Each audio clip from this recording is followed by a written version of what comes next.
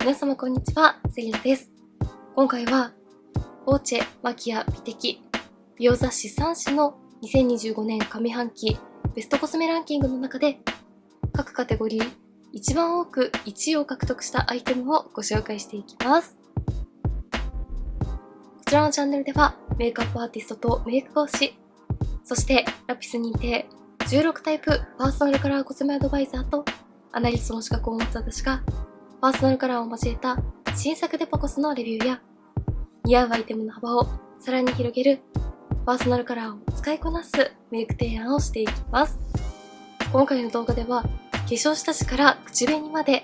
美容雑誌3誌のベストコスメランキングで一番多く1位を獲得したアイテムを紹介しながらメイクを仕上げていきます。上半期に特に人気だったアイテムをまとめてご紹介していきますので、少しでもコスメ選びの参考になれば嬉しいです。他にもパーソナルカラーを交えた新作デパコスのレビューやベースアイテムの比較動画、2025年上半期マイベストコスメについても動画でご紹介しておりますので、気になった方はぜひチャンネル登録して動画もチェックしていただけたら嬉しいです。それでは早速始めていきます。それでは下地部門からご紹介していきます。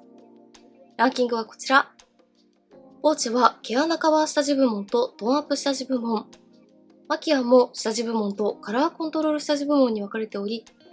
RMK のリワイニングパワーレススキンベース03と SK2 のジェノプティクス CC プライマーロージーピンクが同率1位となりました。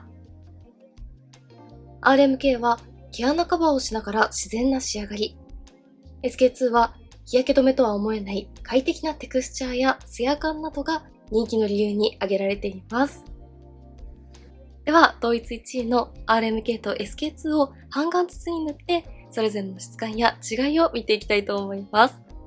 まずはこちら側に RMK を塗っていきます。3色あるカラー展開のうち、こちらのラベンダー系の03が一番人気でした。適度な伸ばしやすさもありますが、重さやベタつきがなくて肌にスッと馴染んでいってくれるのと、塗った瞬間から自然に毛穴をカバーしてくれる感じがわかります。はい、まずはこちら側半分に RMK を塗ってみました。手元に出すと濃いめのラベンダーピンクのカラーがつきましたが、肌の上にのせると白浮きする感じもなく、かなり自然なトーンアップ感なところも使いやすいです。軽やかな塗り心地ですが、毛穴用凸をフラットに整えてくれるので、下地なしの方と比較をすると、自然に肌が整っている感じがわかりやすいと思います。近くで見るとこんな感じです。毛穴用凸を自然に埋めながら、つるんと滑らかな肌に仕上げてくれていますが、色味補正効果はナチュラルなので、適度に素肌の透け感も残っています。質感はパサパサに乾燥する感じはしないですが、余分な水分や油分がなく、つるんとした肌表面に整えてくれるので、ベタつきが気になる時にも安心して使いやすそうです。どんな肌タイプの方も安心して使いやすい毛穴カバー下地だなと思います。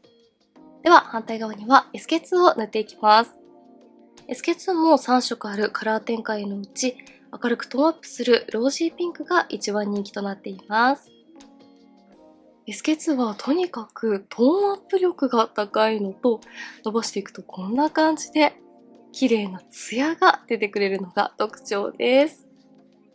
はい、こちら側には SK2 を塗ってみました。RMK と比較をすると SK2 の高いトーンアップ力とツヤ感がかなりわかりやすいと思います。どちらもピンク系のカラーですが、自然に肌トーンを補正したい方は RMK がおすすめ。しっかり肌トーンアップさせたい方は SK2 がおすすめかなと思います。近くで見るとこんな感じで、SK2 は CC タイプなので、トーンアップ感とツヤ感の他にカバー力も高めです。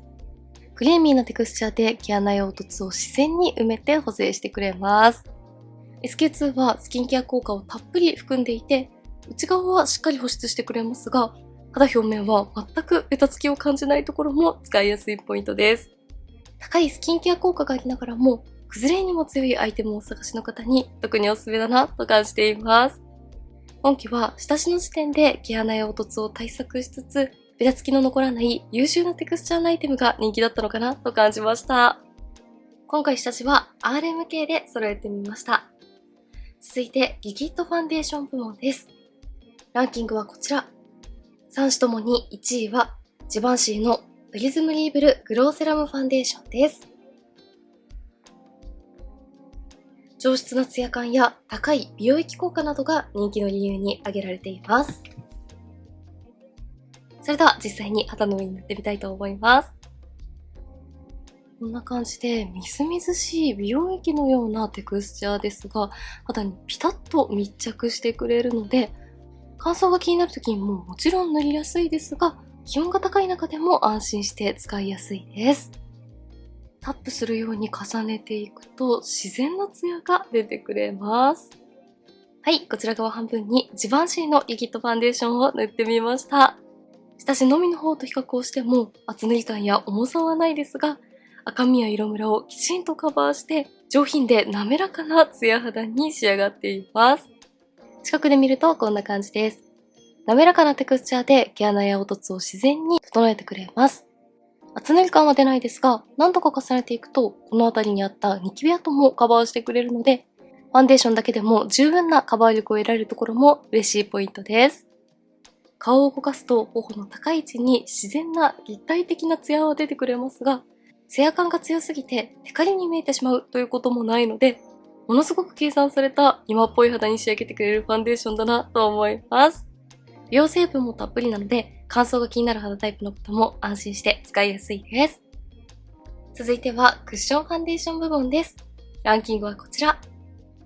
3種ともナーズ、ディオール、プラダビューティーがランキングを独占しましたが、ナーズがマキア美的の1位を獲得しました。スキンケア後のようなみずみずしいツヤ感や今っぽい抜け感のある仕上がりが人気の理由に挙げられています。こ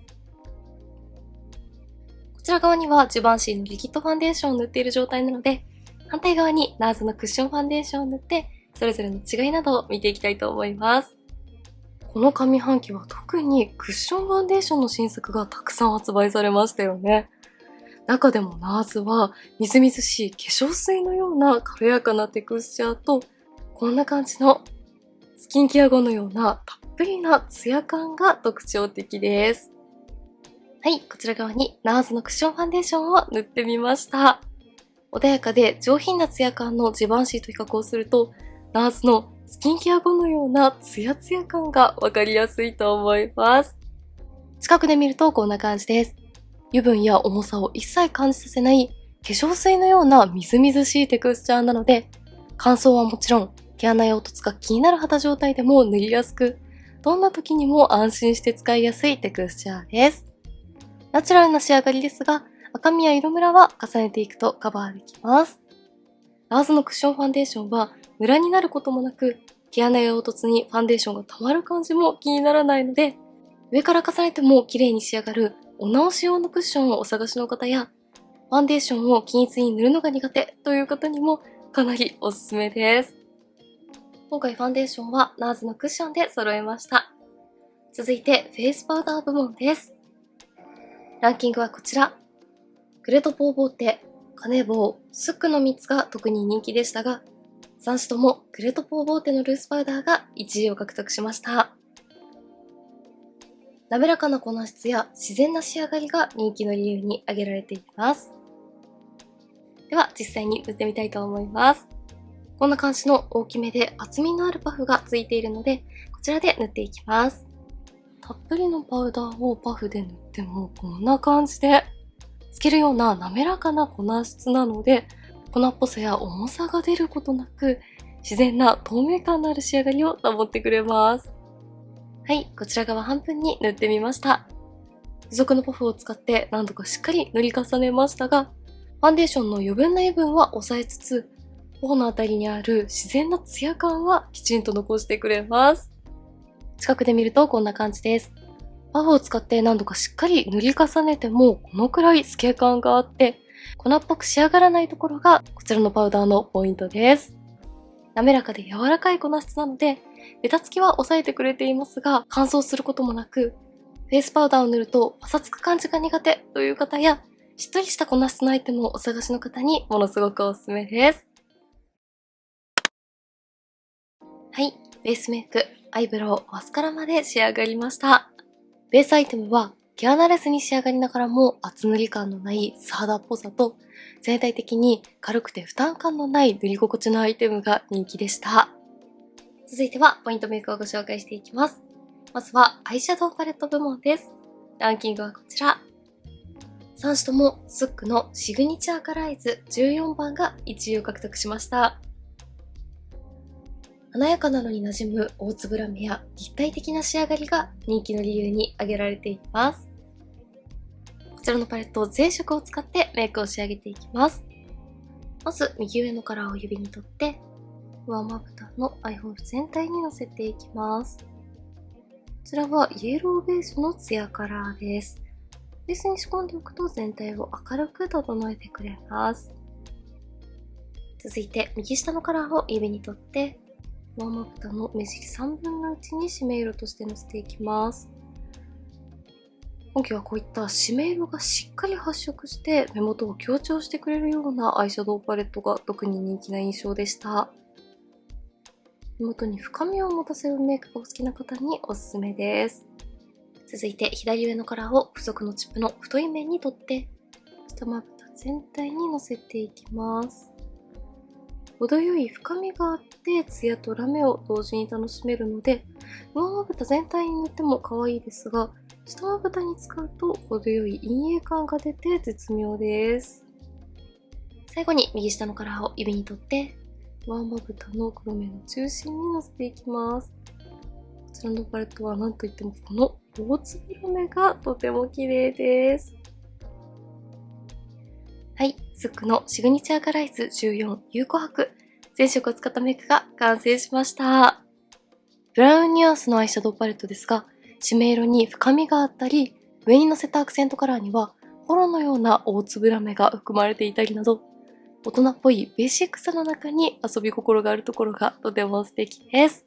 深みのあるカラーや目元をしっかり強調したい時におすすめなアイシャドウだなと思います。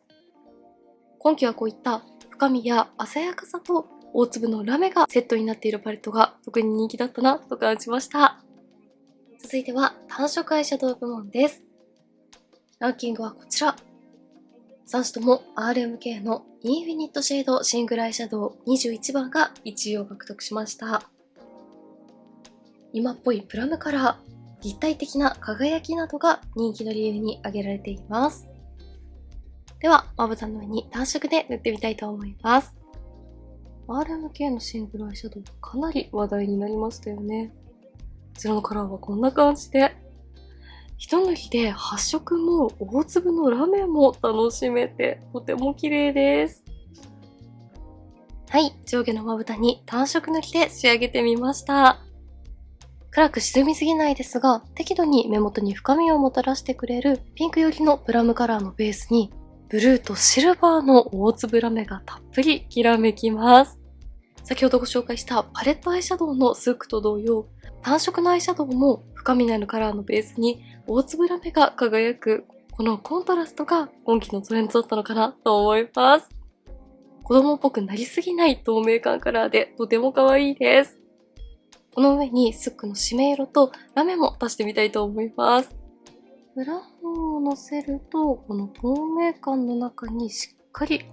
コントラストが生まれて立体感が増しますね。さらに黒目の中心にラメカラーをプラスしていきます。はい、こちら側は RMK の単色アイシャドウの上にスックのパレットをプラスしてみました。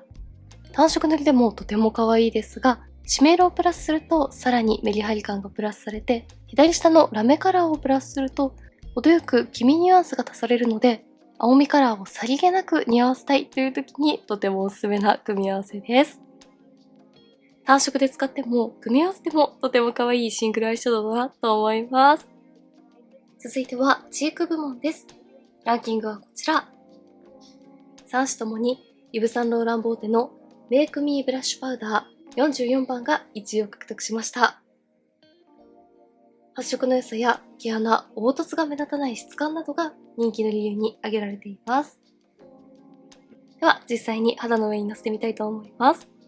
ちらはかなり発色がいいチークなので、一塗りでもこんな感じでしっかり肌の上でカラーを楽しむことができます。はい、両方の方に塗ってみました。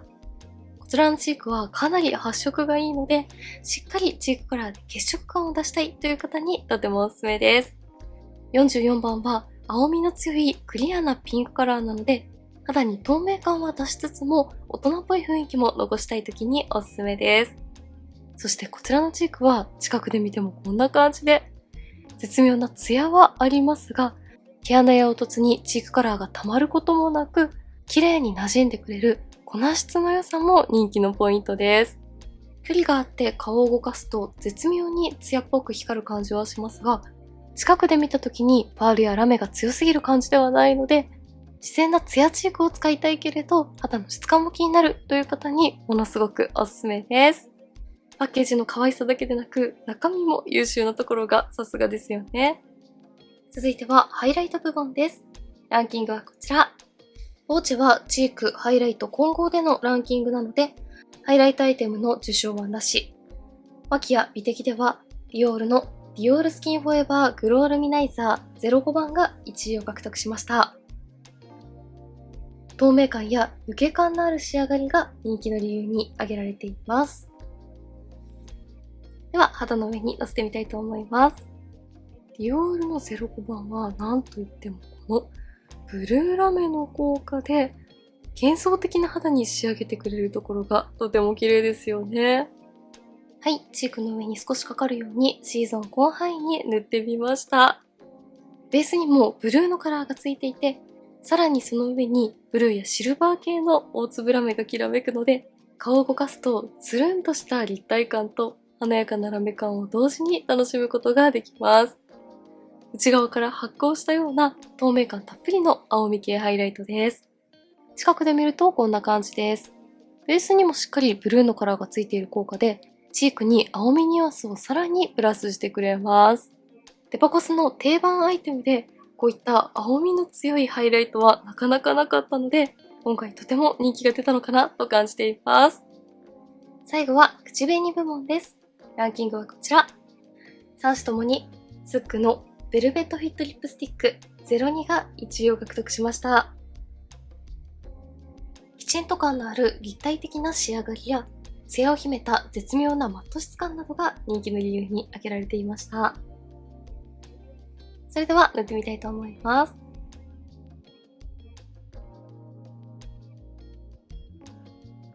はい、唇の上にのせるとこんな感じです。しっかり発色するのにかっちりなりすぎない、とても絶妙な大人のマットリップといった質感です。カラーも発色もしっかりめなリップですが、この絶妙なふわっとしたマット質感の効果で主張しすぎない使いやすさも感じられます。アイシャドウやチークにツヤやラメがしっかり効いている質感が人気だったからか、リップはマットタイプでバランスを取るのがトレンドだったのかなと感じます。はい、こんな感じでメイクが完成しました。ベースメイクは厚塗り感や重さは感じないけれど、毛穴や凹凸の肌の質感をコントロールしてくれるアイテムが人気で、ポイントメイクは3種とも同じアイテムが1位というカテゴリーがとても多く、圧倒的に人気になったアイテムが多い上半期だったのかなと思います。アイシャドウもチークもリップも青み系の深みのあるカラーと大粒のラメ感がポイントに感じました。少しでもコスメ選びの参考になれば嬉しいです。メイクについてのご質問やこんな動画が見たいなどございましたら、お気軽にコメントやチャンネル登録していただけると嬉しいです。それでは最後まで